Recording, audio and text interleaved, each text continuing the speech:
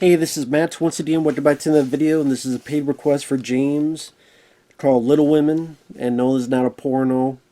Just considering some of the requests I've gotten recently, some may assume it is a porno, but no, it's not a porno. Although I kind of wish it was a porno, because I probably would have liked this a lot more if it was a bunch of little women, 20, 30 years old, just very tiny women though, fucking each other. I mean. This is a paid request. Thanks once again, James. I really appreciate that. I really do. So much that I had to say it twice and stutter. For anyone that wants to request any type of videos, feel free to send it either directly to my PayPal, or you can also use CashApp as well. Links are down below in the info box. I'll get to as soon as I can. To be any topic, reaction, tier list, ranking, review, re-review, whatever the case may be, and I'll get to as soon as possible. This is for, like I said, Little Women from 1994. The idea is a lot of people. It got some buzz around the time Winona Ryder was nominated for an Oscar. Got a lot of good critical notices. I know James is a fan of it. He even mentioned, it may not be your cup of tea, but wanted to hear your thoughts. I still don't know why you want to hear my thoughts on this. Because he's right, this is not my kind of movie. This is not my kind of film.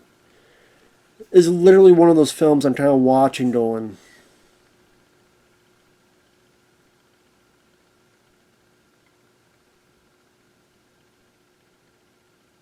it really was.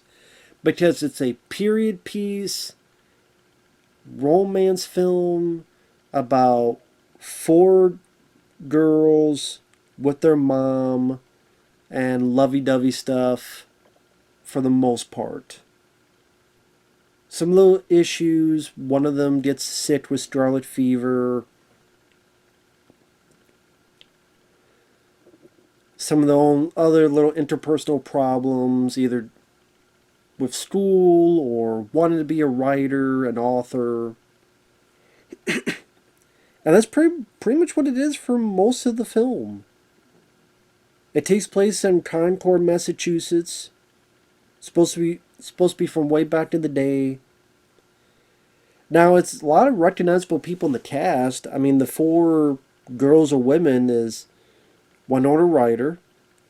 Winona Ryder is the one who wanted to be an author, a writer. You have the youngest, Kirsten Dunst, who would around this time be in Jumanji and other movies. You have Claire Danes, who's kind of like the nice, shy one who likes to play the piano. She's the one who later gets scarlet fever.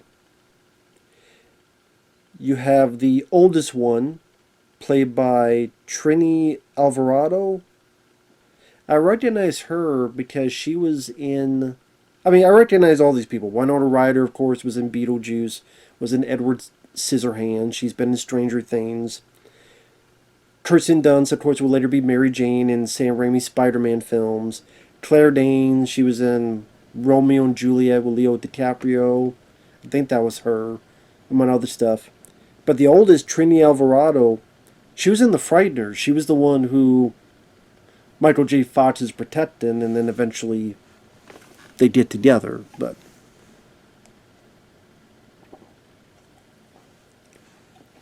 so you have these four live in the same place, and they have their mom, played by Susan Sarandon. Other recognizable people: a tutor who helps some of the girls with their schoolwork, or some of them decide not to go to school, or one gets smacked on her hands for not really doing anything, so Susan takes her out of school to be homeschooled. But the tutor is played by Eric Stoltz, who was in The Fly 2, Anaconda, among many other movies. Their neighbor, one of them is Christian Bale, fairly young Christian Bale. I mean, years after, what was it, Empire of the Sun was Spielberg he was in. And this is around the time he was doing films like Newsies, which I haven't seen, but I've heard of it. I've seen trailers of Newsies, a Disney film about the paperboy strike from back in the day or something. It's a musical too.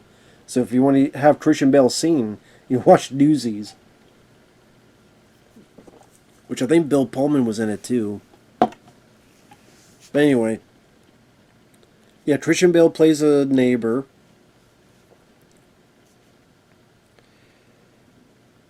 At one point, the movie cuts to a couple years later, and Kirsten Dunst, her character is played by a different character. I mean, different actor. Samantha Mathis, who was in the 90s Super Mario Brothers, the movie. Which is a bit weird. I mean, I get it, but it was just a bit weird that kind of, for a good chunk, to have one actress, and then nope, now it's a different actress playing her. I get it because it's the time difference. So I get it, just took a bit of getting used to. Or maybe not, because I wasn't used to the entire fucking film. What am I talking about? It's just women talking about either Winona Ryder and the girls using her stories to play around in the attic, or talking about the time period at hand, or talking like, isn't butter just divinity? Like, what? It's divinity. You mean you can't believe it's not butter? Is that what you're trying to say? Or, don't be such a ninny penny. Is that next to the Tutti Frutti? It's just like the dialogue is like that. Very. Again, trying to be old school with the dialogue. And I just did not give a flying flute and flying fuck about what was going on. Whether it be on writer, you want to be a writer? Try saying that 10 times fast. Writer wants to be a writer. Eventually, she goes to New York, finds work with this professor, or at least a little bit of dialogue. And it's Gabriel Byrne. Gabriel Byrne, who was in... A few years later, he'd be in End of Days. He was the Usual Suspect. Yeah, The Usual Suspects.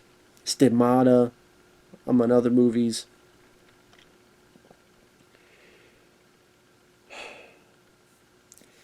And it's just like, I don't care about what's going on. I don't care that Christian Bale wants to get in Winona Ryder's pants, but she won none of it. And then in this weird sicko state, okay, Claire Danes is helping this homeless family, which I don't even remember how she got the job to get to that family in the first place. Was it she's bringing them food, but felt like I barely knew who the hell that family was that she was helping. It's just that they are there long enough for her to get the scarlet fever, and then she's in bed, and Kirsten Dunst has not had it, so she's sent away. When she's sent away, Christian Bale is with her, and she's like, oh, what if I die before I did a kiss? And he's like, well, don't worry. If you ever close to dying, let me know and I'll give you a kiss. I'm like... Then later on, when it cuts to years later and it's Samantha Mathis, then Christian Bale finds her and wants to get with her. So early in the film, he wants to get with Winona Ryder. So now... Later in, how many, was it 4 years? I forget how many years it was. Now, not only do you want to deal with the sister of the one you were pursuing, but also one that we saw you were Kirsten Dunst, who, I forget how old she was. 12? 13? Less, I don't remember. And yes, it's a different actress who is older, but it's like, dude, you were worth, I don't know, just something about it was weird and felt at times predatory. I don't know how to put it, with Christian Bale's character. Before that, there's a bit where Winona Ryder said some stuff that I don't think it sounded that bad. It's like, get your shit together and be, you want to be homeschooled? Come on, we don't be homeschooled, but you gotta get your shit together. That's pretty much what she was saying. And then Kirsten Dunst being a brat threw Winona Ryder's manuscript that she's been writing for years and years for her to help her writing, just threw away into the fireplace, and Winona Ryder was ready to beat the shit out of her. I would say that. Then she says, I'm never going to talk to you again. Then later on, there's a bit where Kirsten falls to the ice, and Ryder and the guy she was with, saves her. And much later on, after years, like Trini Alvarado's going to marry the tutor Eric Stoltz, and Winona Ryder is falling for Gabriel Byrne's character, and the one who returns home, she's going to deal with Christian Bale, who's been pursuing her.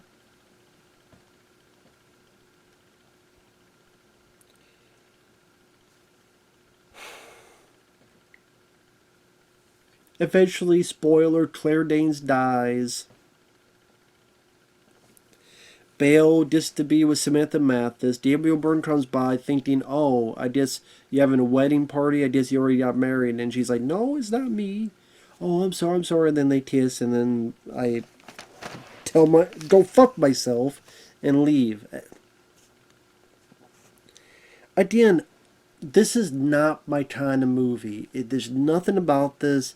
Yeah, the cast is not bad. It was interesting to see all these familiar faces, but I don't care about the period piece. I don't care about the way they were saying the dialogue. I didn't care about any of these fucking romances I didn't give a shit about. I just didn't.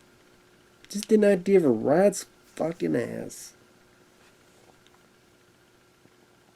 Now, it came out in 1994. I know it's based on a novel. And there's been other versions of the film. I think one came out 2019. Yeah, based on Louisa May Alcott's 1868 to 69 two-volume novel of the same title. It made $95 million worldwide on a $15 to $18 million budget. And it was nominated for 3 Academy Awards. The awards were Best Actress, Winona Ryder, Best Costume Design, and Best Original Score. Which I didn't even remember the score.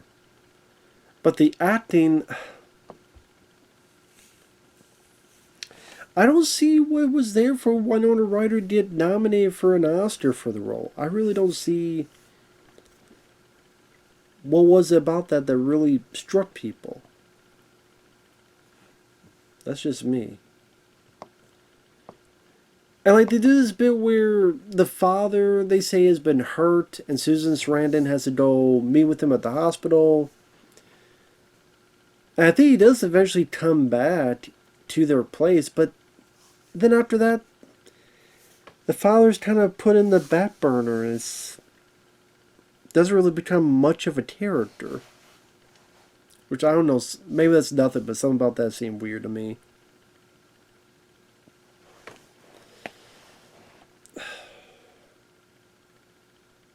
Even as the movie goes along, Susan Sarandon has less and less to do, because it's more about, well, Winona Ryder wants to fuck her professor, or vice versa, and then it just goes all these little lovey-dovey things that I just didn't give a shit about.